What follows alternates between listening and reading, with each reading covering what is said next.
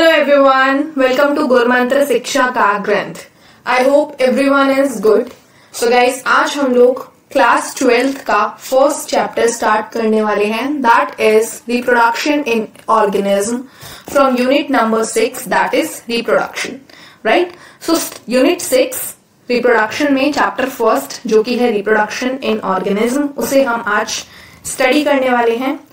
तो अगर हम चैप्टर की बात करें रिप्रोडक्शन इन ऑर्गेनिज्म, तो हम लोग सबसे पहले किस चीज के बारे में बात करने वाले हैं? About life span. एनसीईआरटी में स्टार्टिंग में ही बताया गया है कि लाइफ स्पैन क्या होता है, लाइफ स्पैन की डेफिनेशन क्या है. सो लाइफ स्पैन की अगर हम बात करते हैं तो लाइफ स्पैन वो पीरियड है कब से कब तक, from birth to natural death of an organism. ठीक है, तो लाइफ स्पैन क्या है कि कब एक ऑर्गेनिज्म का बर्थ हो रहा है टिल इट्स नेचुरल डेथ. ठीक है, उसे बोला जाता है लाइफ स्पैन. ओके, अब लाइफ स्पैन की अगर हम बात करते हैं तो लाइफ स्पैन डिफरेंट ऑर्गेनिज्म के केस में डिफरेंट होता है. अब एक इंपॉर्टेंट लाइन दे रखी है बुक के अंदर जो कि ये बता रही है कि लाइफ स्पैन किसी भी ऑर्गेनिज्म का जरूरी नहीं है कि उसके साइज के अकॉर्डिंग हो, उसके साइज के साथ कोरिलेट करे. क्या मतलब हुआ इस चीज का कि life span of organism are not necessarily correlated with their size. Size of crows and parrot are not very different, yet their lifespan shows a wide difference. ठीक है, तो ये बोला गया है कि क्रो और पैरट का साइज ऑलमोस्ट सेम है, लेकिन अगर उसके हम लाइफ स्पैन की बात करते हैं तो दोनों के लाइफ स्पैन में बहुत ज्यादा डिफरेंस देखने को मिलता है. Similarly mango tree has a much shorter life span as compare to peepal tree. आप देखेंगे तो मैंगो ट्री और पीपल ट्री भी ऑलमोस्ट सेम साइज के होंगे, लेकिन पीपल ट्री का जो लाइफ स्पैन होगा वो कंपैरेटिवली ज्यादा होगा मैंगो ट्री से. ओके, इसके अलावा एक और इंपॉर्टेंट लाइन है कि नो इंडिविजुअल इज इमॉर्टल. कोई भी इंडिविजुअल इमॉर्टल नहीं है except single cell organism. Right, very important statement. Next हम बात करते हैं अबाउट रिप्रोडक्शन. अब जैसा कि हमारा चैप्टर का नाम है reproduction in organism. 1 second guys. Okay, so जैसे कि हमारे चैप्टर का नाम है रिप्रोडक्शन इन ऑर्गेनिज्म, तो रिप्रोडक्शन की डेफिनेशन क्या है, रिप्रोडक्शन का मतलब क्या हुआ? So reproduction is defined as a biological process. एक बायोलॉजिकल प्रोसेस है रिप्रोडक्शन जिसके अंदर ऑर्गेनिज्म जो होता है वो अपने जैसे यंगर वंस को, ऑफस्प्रिंग्स को बर्थ देता है. Right, similar to itself. ये जो ऑफस्प्रिंग होते हैं ये ग्रो करते हैं, मैच्योर करते हैं and in turn in future में जाके ये फिर से न्यू ऑफस्प्रिंग्स को प्रोड्यूस करते हैं. राइट, तो इस तरीके से एक साइकिल चलती रहती है. There is a cycle of birth, growth and death. ठीक है, तो इस तरीके से एक लाइफ स्पैन, एक साइकिल, लाइफ साइकिल चलती रहती है. रिप्रोडक्शन क्यों होता है, रिप्रोडक्शन की जरूरत क्या है? तो रिप्रोडक्शन जो होता है that enables the continuity of the species generation after generation. Okay, इसके अलावा अगर हम रिप्रोडक्शन के टाइप्स की बात करते हैं तो we have 2 types of reproduction. Number 1 asexual reproduction and number 2 sexual reproduction. अब एसेक्सुअल रिप्रोडक्शन क्या है और सेक्सुअल रिप्रोडक्शन क्या है, इसके बारे में स्टडी करते हैं. तो जब एक ऑफस्प्रिंग का प्रोडक्शन होता है बाय अ सिंगल पेरेंट, जब एक सिंगल पेरेंट है और ऑफस्प्रिंग का प्रोडक्शन हो रहा है विद और without the involvement of gametes. ठीक है, गैमीट्स बन भी सकते हैं और नहीं भी बन सकते, तो क्या होगा, तो एसेक्सुअल रिप्रोडक्शन होगा. That means single parent involve होगा और गैमीट्स का इन्वॉल्वमेंट हो भी सकता है और नहीं भी हो सकता. तो ऐसे रिप्रोडक्शन को आप नाम देंगे एसेक्सुअल रिप्रोडक्शन. ठीक है, वहीं सेक्सुअल रिप्रोडक्शन की अगर हम बात करते हैं तो सेक्सुअल रिप्रोडक्शन के अंदर 2 पेरेंट्स का होना जरूरी है ऑफ ऑपोजिट सेक्स एंड क्या होगा, यहाँ पे फ्यूजन होगा मेल एंड फीमेल गैमीट्स का, तो उसे बोला जाएगा सेक्सुअल रिप्रोडक्शन. ओके, अब हम बात करते हैं डिटेल मैनर में एसेक्सुअल रिप्रोडक्शन की. एसेक्सुअल रिप्रोडक्शन जो है उसके कौन कौन से वेरियस काइंड्स ऑफ टाइप्स आपको देखने को मिलते हैं. ठीक है, सबसे पहले एसेक्सुअल रिप्रोडक्शन की बात करें तो सिंगल इंडिविजुअल की रिक्वायरमेंट होती है, सिंगल पेरेंट जरूरी होता है. ओके, इसके अलावा क्या होता है कि इसके अंदर जो ऑफस्प्रिंग बनता है वो बिल्कुल आइडेंटिकल कॉपी होता है उसके पेरेंट की. राइट, इसीलिए उसके लिए एक टर्म यूज लिया जाता है, that term is clone. So the term clone is used to describe such morphologically and genetically similar individuals. ठीक है, morphologically means जो ऑफस्प्रिंग बन रहा है उसका जो आउटर स्ट्रक्चर है, उसका जो आप बोल सकते हैं वो जो बाहर से देखने पे लग रहा है कि वो अपने पेरेंट की ही कॉपी है, तो ऐसे ऑफस्प्रिंग को आप बोलेंगे कि उसका प्रोडक्शन हुआ है थ्रू एसेक्सुअल रिप्रोडक्शन। तो क्लोन टर्म जो है वो ऐसे ही ऑफस्प्रिंग के लिए यूज में ली जाती है। एंड क्लोन का क्या मतलब हुआ कि clone is use to describe such morphologically, मतलब एक्सटर्नली देखने पर, as well as genetically similar होते हैं वो इंडिविजुअल अपने पेरेंट्स से। ओके, नेक्स्ट हम बात करते हैं अबाउट एसेक्सुअल रिप्रोडक्शन जो है वो कहाँ कॉमन है, वो कॉमन है इन सिंगल सेल ऑर्गेनिज्म। ठीक है, सिंगल सेल ऑर्गेनिज्म में ये कॉमन है। इसके अलावा कुछ प्लांट्स हुए, कुछ एनिमल्स हुए। Okay, protistans and monerans, the organism और the parent cell divide by mitosis into two और give rise to new individual. ठीक है, तो इस तरीके से क्या बोला गया है कि सेल डिवीजन भी एसेक्सुअल रिप्रोडक्शन का एक मोड हो सकता है। ओके, अब एसेक्सुअल रिप्रोडक्शन में जो हम दूसरा टाइप पढ़ने वाले हैं that is binary fission.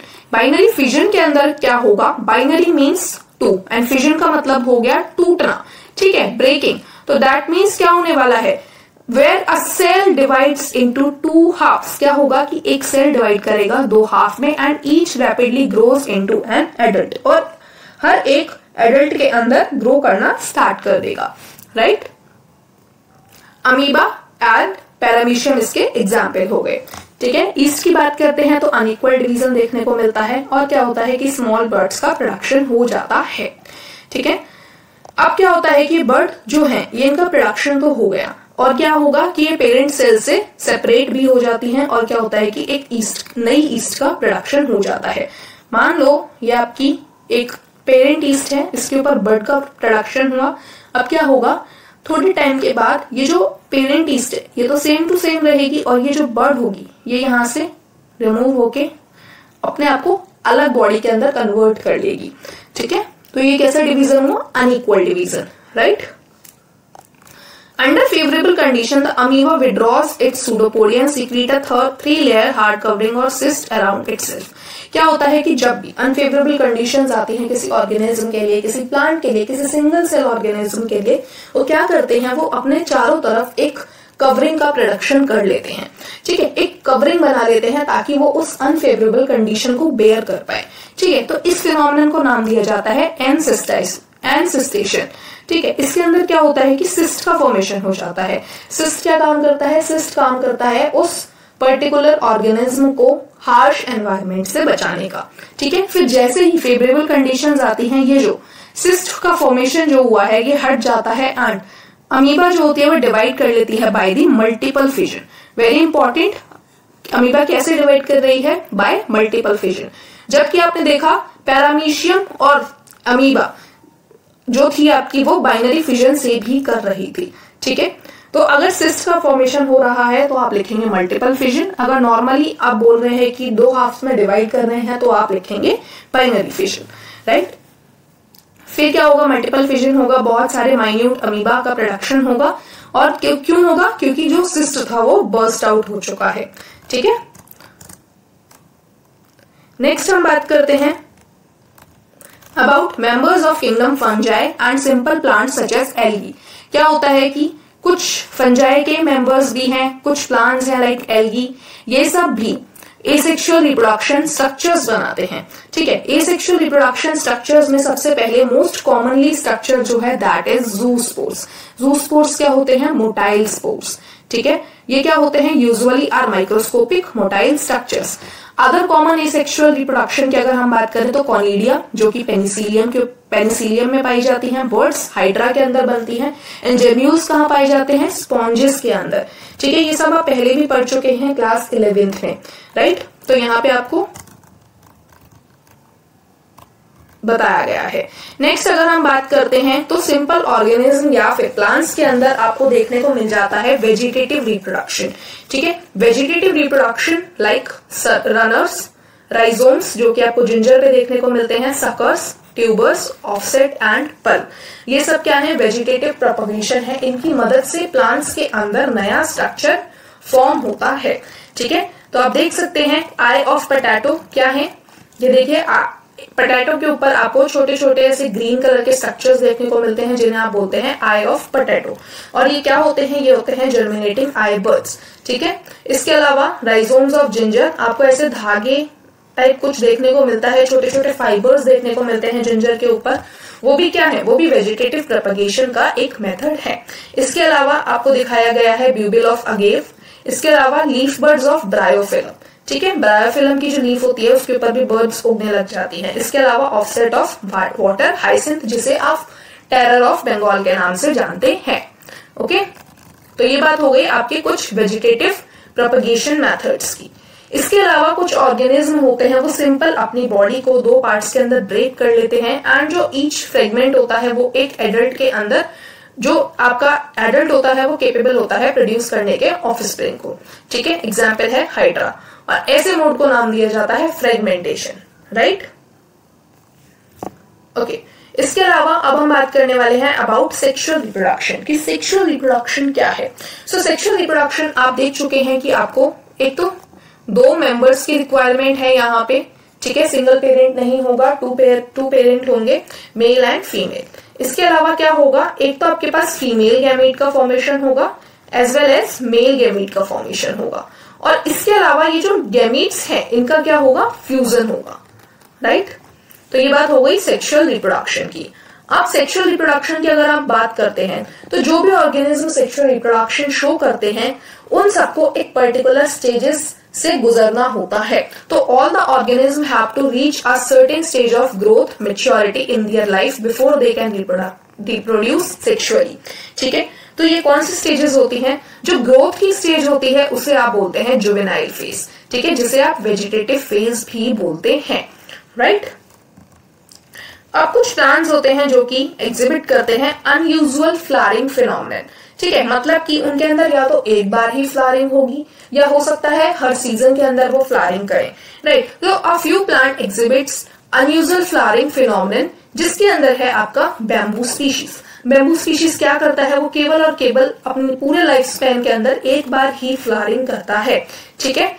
Generally after the 50 to 100 years produce large number of fruits and die, ठीक है। अनदर प्लांट, एक और इंपॉर्टेंट प्लांट का नाम दे रखा है, दैट इज स्ट्रोबिलेंथस कुंठियाना, जिसे आप नीला कुरंजे के नाम से भी जानते हैं। ये प्लांट क्या करता है, ये केवल और केवल 12 साल में एक बार ही फ्लावरिंग करता है, ठीक है। ओके, कितने बार करता है, 12 साल में एक बार। It's mass flowering transform large tracts to hilly areas in Kerala, Karnataka and Tamil Nadu, ठीक है। इसके अलावा अगर हम बात करते हैं तो दो इंपॉर्टेंट टर्म्स एनसीईआरटी बुक के अंदर दी गई हैं, estrous cycle as well as menstrual cycle. अब आपको ये लग रहा होगा कि ये चीजें हमें क्यों पढ़ाई जा रही हैं, क्योंकि ये सब पूरी लाइफ स्पैन के अंदर, एक ह्यूमन की बात कर लो, मैमल की बात कर लो, किसी भी एनिमल, किसी भी प्लांट, तो एक पर्टिकुलर लाइफ स्टेजेस चलती रहती हैं from birth till natural death. तो ये सब बातें उस बीच की हो रही हैं, right. So in non-primate and mammals like cows, sheep, rat, deer, dogs, tigers, इन सब के अंदर कुछ साइक्लिक चेंजेस होते हैं ड्यूरिंग दी रिप्रोडक्शन, जिसे आप बोलते हैं ईस्ट्रस साइकिल। जबकि जो प्राइमेट्स हैं like monkey, apps and human, इनके अंदर जो साइकिल होती है उसे आप बोलते हैं मेंस्ट्रुअल साइकिल, ठीक है। बहुत सारे मैमल्स होते हैं जो कि नेचुरल वाइल्ड कंडीशंस में रहते हैं, उनके अंदर फेवरेबल सीजन आने पर ये रिप्रोडक्टिव फेज जो होता है ये एक्टिव हो जाता है, जिसे आप बोलते हैं सीजनल ब्रीडर्स, ठीक है। जबकि मैमल्स जो है वो कभी भी रिप्रोड्यूस कर सकते हैं through out their life span, right. Reproductive phase के दौरान अगर हम ज्यादा स्पेसिफिकली बोले तो मैमल्स कब रिप्रोड्यूस कर सकते हैं, ड्यूरिंग देयर रिप्रोडक्टिव फेज, तो इसीलिए उन्हें बोला जाता है कॉन्टिन्यूअस ब्रीडर्स, राइट। अब सेक्सुअल रिप्रोडक्शन के इवेंट्स की अगर हम बात करते हैं तो we have 3 major events, right? Number 1 is pre-fertilization, then fertilization and then post-fertilization event. Pre-fertilization event की बात करें, that means आप बात करने वाले हैं गैमीट के फॉर्मेशन की। फर्टिलाइजेशन से पहले का इवेंट, फर्टिलाइजेशन किसके बीच में होगा, बिटवीन 2 गैमीट्स। तो गैमीट्स का फर्टिलाइजेशन होने के लिए गैमीट्स का बनना भी तो जरूरी है, इसीलिए प्री फर्टिलाइजेशन इवेंट के अंदर आप डालेंगे gametogenesis, that is the formation of gametes. Okay, and gamete transfer, और गैमीट्स का ट्रांसफर, राइट। सो गैमेटोजेनेसिस की अगर हम बात करते हैं तो the process of formation of two type of gametes, number 1 male and female. Gametes जो होते हैं generally they are haploid cells, very important, बहुत सारे एग्जाम्स के अंदर पूछा जाता है, ठीक है। अब आपके पास जो गैमीट्स होते हैं वो होमोगैमीट्स भी हो सकते हैं या फिर आप उसे आइसोगैमीट्स भी बोल सकते हैं। ये कंडीशन कब होगी, जब दो गैमीट्स जो होंगे वो सिमिलर होंगे अपीयरेंस में सॉरी, सो सिमिलर होंगे अपीयरेंस में, तो आप उसे नाम देंगे होमोगैमीट्स या फिर आइसोगैमीट्स। जब दो मॉर्फोलॉजिकली डिस्टिंक्ट टाइप के गैमीट्स बनेंगे जिन्हें आप क्या नाम देंगे, हेटेरोगैमीट्स, right. In such organism the male gamete is called the antherozoids or sperm, और फीमेल गैमीट को नाम दिया जाता है एग और ओवम, ठीक है। प्लांट्स जो होते हैं उनके पास मेल और female reproductive structure same plant में भी प्रेजेंट हो सकते हैं, इसीलिए उन्हें बोला जाता है बाइसेक्सुअल। तो बाइसेक्सुअल प्लांट्स कौन से होते हैं, जिनके अंदर मेल और female reproductive system same plant पे प्रेजेंट होता है। निधि अब बोलियो मत। वहीं अगर हम अब कुछ फंजाई प्लांट्स के बारे में बात करें तो उन्हें मोनोशियस भी बोला जा सकता है या फिर होमोथैलिक भी बोल सकते हैं। तो ये क्या करेगा, होमोथैलिक और मोनोशियस कंडीशन भी होती है जो वो बाइसेक्सुअल कंडीशन को बताती है, राइट। जबकि हीटेरोथैलिक या डायशियस टर्म जो है वो आपका यूनिसेक्सुअल कैरेक्टर या फिर यूनिसेक्सुअल कंडीशन को डिनोट करती है, ठीक है। अगर हम प्लांट्स की बात करें तो unisexual male flower is staminate, जबकि फीमेल प्लांट जो होगा, फीमेल फ्लावर जो होगा उसे आप बोलते हैं पिस्टिलेट। यानी कि मेल के अंदर आपके पास क्या प्रेजेंट होंगे, स्टेमिन। किसमें बात कर रहे हैं हम, प्लांट्स के अंदर। और मेल के अंदर होगा स्टेमिन एंड फीमेल के अंदर आपके पास प्रेजेंट होंगी पिस्टिल, ओके। अगर हम एग्जाम्पल्स की बात करें तो कुछ मोनोशियस प्लांट के एग्जाम्पल हैं कुकुरबिटा एंड कोकोनट, जबकि डायशियस प्लांट के एग्जाम्पल हैं papaya and date palm.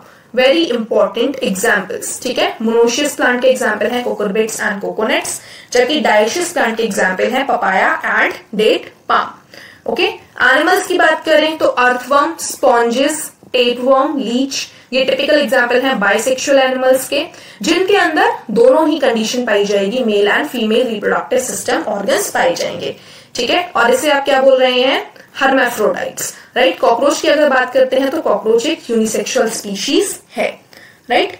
Gametes क्या हैं, हेटेरोगैमीट्स भी हो सकते हैं, आपके पास होमोगैमीट्स भी हो सकते हैं। इसके अलावा मेल एंड फीमेल गैमीट होते हैं। गैमीट्स क्या होते हैं, they are just haploid cells, okay. ये जो हैप्लॉइड सेल्स होते हैं ये कैसे बनते हैं, a haploid parent produces gamete by mitotic division, right.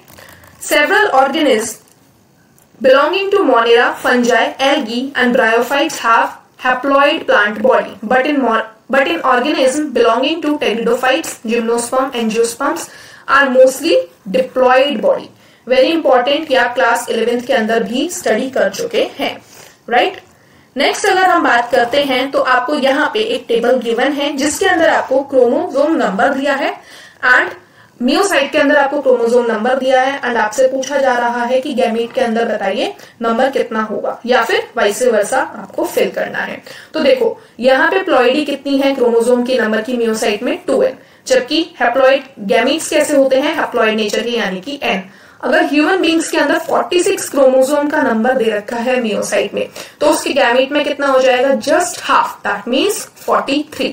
Similarly अगर हम यहाँ पे देखें तो हाउस फ्लाई में आपके पास 12 हैं, तो यहाँ कितने हो जाएंगे 6, राइट। नेक्स्ट अगर हम देखें रैट, तो रैट में गैमीट्स में आपको दे रखे हैं 21 क्रोमोसोम का नंबर। अब यहाँ पे कितने हो जाएंगे, इसके डबल, दैट मीन्स मियोसाइट में कितने हो गए ये 42। तो इस तरीके से आप इस टेबल को भी कंप्लीट कर सकते हैं एंड ये टेबल काफी ज्यादा इंपॉर्टेंट है, राइट। नेक्स्ट अगर हम बात करते हैं डिप्लॉइड ऑर्गेनिज्म के अंदर तो कुछ स्पेशलाइज्ड सेल्स होते हैं जिन्हें आप मियोसाइट्स बोलते हैं। मियोसाइट्स क्या होती हैं, gamete mother cells. Gamete mother cells that means gamete mother cell के अंदर मियोसिस होगा और वो क्या करेंगी, गैमीट्स का प्रोडक्शन करेंगी, okay. Next is what, gamete transfer. अब आपका गैमीट का फॉर्मेशन तो हो गया, अब गैमीट्स का ट्रांसफर भी तो कराना है। अब ट्रांसफर क्यों कराना है, ताकि फर्टिलाइजेशन हो सके, फ्यूजन हो सके, ओके। तो अब क्या होगा कि कुछ ऑर्गेनिज्म ऐसे होते हैं जिनको फ्यूजन के लिए, फर्टिलाइजेशन के लिए एक मीडियम की रिक्वायरमेंट होती है, और वो मीडियम क्या होता है, वो मीडियम हो सकता है आपका water, right? There is a need for medium through which the male gamete move, right? In several simple plants like algae, bryophyte and pteridophyte, water is the medium. कौन सा मीडियम होगा? वाटर होगा वो medium जिसके अंदर male gametes को release कर दिया जाएगा, राइट? नेक्स्ट अगर हम बात करते हैं तो आपके प्लांट्स के अंदर पोलन ग्रेन्स जो होते हैं वो एंथर के अंदर बनाए जाते हैं। इस चीज को आप डिटेल मैनर में थर्ड चैप्टर के अंदर या फिर सेकंड चैप्टर के अंदर आप अच्छे से देखेंगे कि किस तरीके से प्लांट्स के केस में रिप्रोडक्शन हो रहा है। तो अभी के लिए आपको ये जानना है कि पोलन ग्रेन्स जो होते हैं वो प्रोड्यूस होते हैं एंथर में, उन्हें ट्रांसफर किया जाता है स्टिग्मा पे, ठीक है, जिससे क्या हो सके, फर्टिलाइजेशन की प्रोसेस हो सके, राइट? और इसके लिए जो प्रोसेस होती है दैट इज पॉलिनेशन, और पॉलिनेशन बहुत सारे वेरियस काइंड्स ऑफ मीन्स आप बोल सकते हैं वेक्टर्स के थ्रू होती है, राइट? नेक्स्ट अगर स्टेज की हम बात करते हैं तो वी हैव फर्टिलाइजेशन। फर्टिलाइजेशन का मतलब क्या हो गया? फर्टिलाइजेशन का मतलब हो गया कि मेल और फीमेल गैमीट का फ्यूजन, ठीक है? तो fertilization is what? Fusion of gametes, ठीक है? इस प्रोसेस को आप बोलते हैं सिनगैमी भी बोलते हैं। और इसके बाद क्या होता है कि जैसे ही फर्टिलाइजेशन हो जाता है तो जायगोट का प्रोडक्शन होता है, ठीक है? अब एक क्वेश्चन ये भी हो सकता है कि सिनगैमी या फर्टिलाइजेशन कहाँ होता है? तो आप पढ़ चुके हैं कि काफी सारे ऑर्गेनिज्म के अंदर तो एक्सटर्नल मीडियम की रिक्वायरमेंट होती है, जिसे आप वाटर कंसिडर कर सकते हैं, तो उसे आप बोलते हैं एक्सटर्नल फर्टिलाइजेशन, राइट? और कुछ ऑर्गेनिज्म के अंदर आपके इंटरनल फर्टिलाइजेशन भी देखने को पाया जाता है, जैसे कि आपके पास है ब्रायोफाइट्स, टेरिडोफाइट्स, जिम्नोस्पर्म्स, एंजियोस्पर्म्स, बहुत सारे टेरेस्ट्रियल ऑर्गेनिज्म हो गए, एनिमल्स हो गए, रेप्टाइल्स, बर्ड्स, मैमल्स, इन सब के अंदर कैसा देखा जाएगा? Internal fertilization means inside the body of an organism, right? Next हमारे पास आ जाते हैं post fertilization event. Post fertilization event का मतलब हो गया कि फर्टिलाइजेशन होने के बाद क्या होगा? फर्टिलाइजेशन होने के बाद आपके पास जायगोट का प्रोडक्शन होगा। जायगोट की प्लॉइडी क्या होती है? डिप्लॉइड, दैट मींस कि ये 2n नेचर का होगा, ठीक है? जायगोट जो होता है, zygote is formed in external medium, usually water, ठीक है? जायगोट क्या होता है? जायगोट एक वाइटल लिंक बनाता है जो कि इंश्योर करता है continuity of species between organism of one generation and the next. Very important, right? तो ये क्या बताता है कि कंटिन्यूटी ऑफ स्पीशीज चल रही है बिटवीन ऑर्गेनिज्म, ठीक है, एक जनरेशन से दूसरे जनरेशन के बीच में। ये कौन बताता है? जायगोट। और जायगोट जो होता है that is diploid in nature, मतलब प्लॉइडी कैसी होती है? 2n नेचर की प्लॉइडी होती है। Next we have is embryogenesis. Embryogenesis का मतलब हुआ development of embryo from the zygote. Very important, ठीक है? जायगोट जो होता है वो अंडरगो करता है माइटोसिस एंड सेल डिफरेंशिएशन, ठीक है? एनिमल्स को अगर हम कैटेगराइज करें तो हमारे पास दो तरीके के एनिमल्स आ जाते हैं, oviparous as well as viviparous. अब ओविपेरस और विविपेरस का मतलब क्या हुआ? तो development of zygote take place outside the body of a female parent और inside, whether they lay fertilized और अनफर्टिलाइज्ड एग और give birth to young ones। मतलब कि अगर विविपेरस एनिमल है तो वो क्या करेगा? उसका जो बेबी होगा वो बॉडी के अंदर बॉर्न करेगा, राइट? जबकि ओविपेरस एनिमल्स जो होते हैं वो अपने बेबी को थ्रू एग रिलीज करते हैं, ठीक है? तो in oviparous animals like reptiles and birds, fertilized eggs are covered by the hard calcareous shells। तो काफी सारे एनिमल्स हैं, लाइक रेप्टाइल्स हो गए, बर्ड्स हो गए, ये क्या करते हैं? अपने बेबी को रिलीज करने के लिए आप बोल सकते हैं वो क्या करते हैं? वो करते हैं कि वो एग्स का प्रोडक्शन करते हैं, राइट? फर्टिलाइज्ड एग्स का प्रोडक्शन होता है, और ये जो एग्स होते हैं वो हार्ड कवरिंग से कवर्ड होते हैं, जिसे आप बोलते हैं कैल्केरियस शेल्स, जो कि एनवायरमेंट के अंदर रिलीज कर दिए जाते हैं, ठीक है? Zygote develops into embryo and ovules develop into seed। That means अब किसकी बात हो रही है? अब आप बात कर रहे हो प्लांट्स के केस में। प्लांट्स के केस में क्या होगा? जायगोट जो होगा वो डेवलप कर जाता है एम्ब्रियो में, ये तो ह्यूमंस में भी हो रहा है। ओव्यूल जो होते हैं वो सीड में डेवलप कर जाते हैं, ओवरी जो होती है वो फ्रूट में कन्वर्ट हो जाती है, ठीक है? So this was all about today's lecture guys. I hope chapter आपको अच्छे से समझ में आ गया होगा। ये बस एक जनरल इंट्रोडक्शन था जो कि इस यूनिट का एक बेस समझ सकते हैं आप। डिटेल मैनर में आपका चैप्टर नंबर 2, 3 एंड 4 होंगे इनसे रिलेटेड, रिप्रोडक्शन इन ऑर्गेनिज्म से रिलेटेड, राइट। अगर आपको कोई भी डाउट है तो आप कमेंट करके पूछ सकते हैं, और अगर आप इस चैनल पर नए हैं तो चैनल को लाइक, शेयर और सब्सक्राइब करना ना भूलें। Thank you very much. So guys, those who are new, I am one of the educator on Unacademy also. Unacademy India का लार्जेस्ट लर्निंग प्लेटफॉर्म है। आप वहाँ पर मुझे नेहा तनीजा नाम से फॉलो कर सकते हैं। वहाँ पर आपको complete unit 1 to 13 syllabus complete करने को मिलेगा after taking the subscription. After taking the plus और आइकॉनिक सब्सक्रिप्शन आप वहाँ पर ले सकते हैं, जिसमें आपका कंप्लीट सिलेबस कवर होता है along with doubt sessions. PDF formats में आपको नोट्स मिलते हैं, test series is there, recorded sessions will be there, and again aptitude part will also be considered. India के टॉप एजुकेटर्स आपको वहाँ पढ़ाते हैं। Again most of the important units मैं भी कंप्लीटली वहाँ पर कवर कराती हूँ, specifically for CSI, UGC NET and other life sciences exam also. तो आप वहाँ मुझे ज्वाइन कर सकते हैं। अगर आपको कोई भी क्वेरी है तो आप मुझे डायरेक्टली मेल भी कर सकते हैं in case if you have any sort of query. And अगर आपको सारी नॉलेज है तो आप डायरेक्ट सब्सक्रिप्शन ले सकते हैं using my referral code that is simply Neha NEHA to get 10% discount on total fees, चाहे वो प्लस सब्सक्रिप्शन हो चाहे वो आइकॉनिक सब्सक्रिप्शन हो। कोई और क्वेरी है तो आप मुझे डायरेक्टली मेल भी कर सकते हैं।